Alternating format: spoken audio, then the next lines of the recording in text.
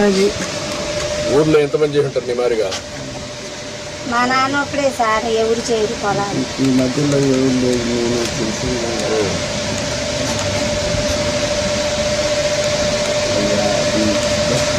ఇల్లు కట్టించేస్తాను చెప్పాను కదా. మన పార్టీ వరకైనా మనకి నేను వచ్చాను కదా ఇక్కడికి, కట్టమంటాను. అది అంత పడిపోయి వాళ్ళ పిల్లలు రాత్రి వాళ్ళే సార్. అన్ని ఇల్లు కట్టేస్తారులేమ్మా, ఇల్లు కట్టిస్తాను. కనీసం దొరికి కూడా కట్టుతాను. ఇల్లు కడతారు. మీరు నేను చెప్పిన కూడా ఆలోచించండి. ఎట్లా అప్పు మొత్తం కట్టేసారు ఇప్పటికి? అదేగా బాకీ అయిపోతే బాకీ అంతా అయిపోయిందా? నేను మాట్లాడతాను ఏం చేయాలి, మీ ఇద్దరు చదువులు కానీ ఎట్లా చేయాలి ఎన్ని చెప్తాను, మీకు గైడ్ చేస్తాను. నాకు కూడా మోకాళ్ళ నొప్పులు వచ్చింది, అసలు బాగోట్లేదు.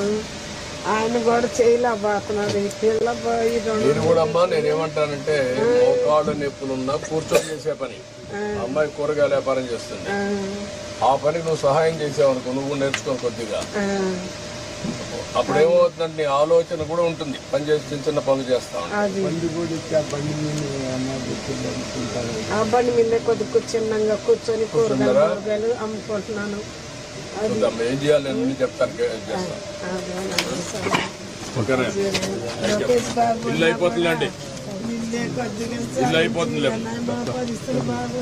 మీకు సంవత్సరం లోపల మీ ఇల్లు రెడీగా ఉంటుంది. సంవత్సరం కూడా కాదు, ఇంకా ముందే అయిపోతుంది. అవసరం లేదమ్మా, నేను కట్టించేస్తాను, ఇల్లు కట్టించేస్తాను.